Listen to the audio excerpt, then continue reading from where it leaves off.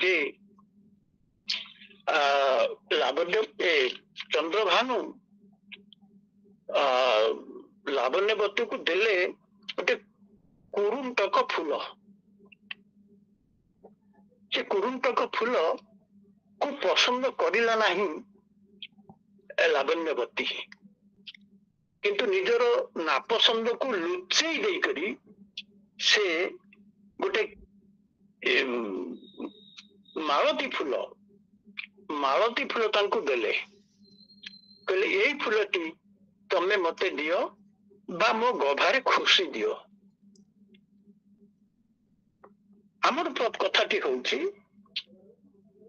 ଯେ କୁରୁଣ୍ଟକ ଫୁଲ ଏବଂ ମାଳତୀ ଫୁଲ ଏ ଭିତରେ କଣ ତଫାତ, କାହିଁକି ସେ କଥା କବି ଉପେନ୍ଦ୍ରଭଞ୍ଜ କହିଲେ ବା ଏଇ କଥାକୁ ଧରିକରି ଗୋଟେ ସୁନ୍ଦର କଥାଟି ଆଲୋଚନା କରିଲେ ନୀଳକଣ୍ଠ।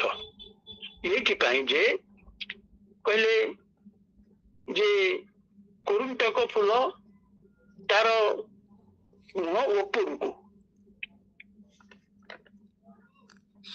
ଏବଂ ଯେତେବେଳେ ଭ୍ରମର ଆସି ବସେ ଏ କୁରୁଣ୍ଟକ ଫୁଲ ଉପରେ ବସେ,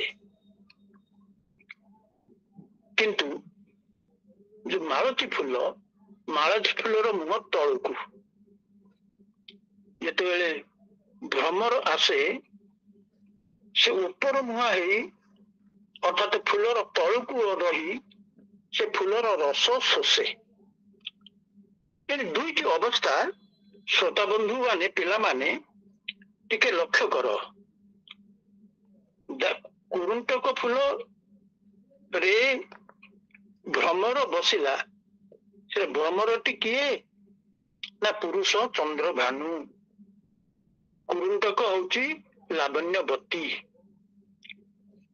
ଆମର ରତି ଶାସ୍ତ୍ରରେ ବ୍ୟାଖ୍ୟାନ ଲେଖିଛନ୍ତି ଯେ ଅନେକ ସମୟରେ ପୁରୁଷ ଓଲଟ ରତିକୁ ଭଲ ପାଏ।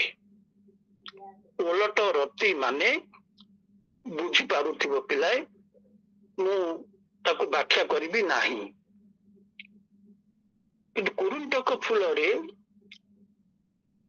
ଯଦି ପୁରୁଷ ତଳେ ରହେ, ଉପରେ ରହେ ନାରୀ, ସେଥିରେ ପୁରୁଷ ହୁଏତ ତୃପ୍ତି ଅନୁଭବ କରିପାରେ, କିନ୍ତୁ ମାଳତୀ ଫୁଲ ଭଳି ଯଦି ମାଳତୀ ଫୁଲ ଉପରେ ରହେ ତାହେଲେ ପୁରୁଷ ପୁଅଟି ତଳେ ରହେ। ଠିକ ଓଲଟା ହୋଇଗଲା। ତେଣୁ ଏ ଯୋଉ ରତିର ପ୍ରସଙ୍ଗ କହିଲା ବେଳେ ପ୍ରାକୃତିକ ଜଗତରୁ ଏ ଦୁଇଟି ଉପମା ନେଇକରି, ଦୁଇଟି ଫୁଲର ଉପମା ନେଇକରି ସେ କହିବାକୁ ଚାହୁଁଛନ୍ତି ଯେ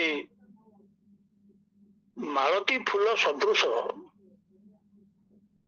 ଲାବଣ୍ୟବତୀ କେବଳ ଦାସୀ, ସେ ସଖୀ ନୁହେଁ। ଦାସୀ ଓ ସଖୀ କଥା ଏଇଠି କାହିଁକି ଉଠିଲା? ଏଇଥିପାଇଁ ଉଠିଲା, ସଖୀ କହିଲେ ଯେ ସଖାର ଭାବ, ପ୍ରିୟ ଓ ପ୍ରିୟା ଭିତରେ ଗୋଟେ ସମାନ ଆନୁପାତିକତା ରହେ। ପ୍ରାୟତଃ ପ୍ରତ୍ୟେକ ସମାନ ଧର୍ମୀ ସଖୀ ସଖା ଭାବରେ, କିନ୍ତୁ ଆମର ମାଳତୀ ଫୁଲର ଦ୍ୱାହି ଦେଇକରି ବା ଉଦାହରଣ ଦେଇକରି ସେ କହୁଛନ୍ତି ମାଳତୀ ଫୁଲ ଯଦି ତଳେ ରହେ, ଅର୍ଥାତ୍ ନାରୀ ଯଦି ତଳେ ଏବଂ ପୁରୁଷ ଉପରେ ରହେ, ତାହେଲେ ସେ ଶୃଙ୍ଗାରରେ ଗୋଟେ ମର୍ଯ୍ୟାଦା ଅଛି, ପବିତ୍ରତା ଅଛି ଏବଂ ତାହା ଅଧିକ ସୁଖପ୍ରଦ ହୁଏ। ଯେତେବେଳେ ବ୍ୟାଖ୍ୟାନ ରସ କଥା, କାମ କଳା କଥା ବିଚାର କରୁଛନ୍ତି, ସେତିକି ବେଳେ ସେ କହିଦେଉଛନ୍ତି ଯେ ପୁରୁଷ ଜଣେ ରସିକ ଏବଂ ସେ ରସିକର ସ୍ୱଭାବ କଣ ହେବ, ରସିକର ଚରିତ୍ର କଥା ସେ କହିଛନ୍ତି, ତାର ଲକ୍ଷଣ କଥା କହିଛନ୍ତି, ତାର ବିଚାର କଥା କହିଛନ୍ତି, ତାର ଅଙ୍ଗ ପ୍ରସାଧନ ସେ କିପରି କରିବ ସେ କଥା ସୂଚେଇ ଦେଇଛନ୍ତି ଏବଂ ସତର୍କ କରିଦେଇଛନ୍ତି ଯେ ଜଣେ ରସିକ ପୁରୁଷ ସେ ଜଣେ ସୁନାଗରିକ, ସେ କୁନାଗରିକ ନୁହେଁ, ସେ ଭ୍ରଷ୍ଟାଚାରୀ ନାୟକ ନୁହେଁ, ସେ ଜଣେ ଅତ୍ୟନ୍ତ ସଂଯତମନା ପବିତ୍ର ପୁରୁଷ। ଏଇଥିପାଇଁ ସେ ପ୍ରତ୍ୟେକ ଦିନ ନିଜ ଅଙ୍ଗ ସଂସ୍କାର କରିବ, ଅଙ୍ଗ ମାର୍ଜନ କରିବ, ଅଙ୍ଗକୁ ସାଧାରଣ ଲୋକଙ୍କ ପାଖରେ ଭଦ୍ର ବେଶରେ ଭଦ୍ର ଭାବରେ ରସିକ ପୁରୁଷ ଭାବରେ କିପରି ପ୍ରକଟିତ କରିବ ଏ କଥା ଦେଖିବା ତାର ସର୍ବାଦୌ କର୍ତ୍ତବ୍ୟ। ଅର୍ଥାତ୍ ଜଣେ ସୁନାଗରିକ ସେ ସୁରସିକ ମଧ୍ୟ।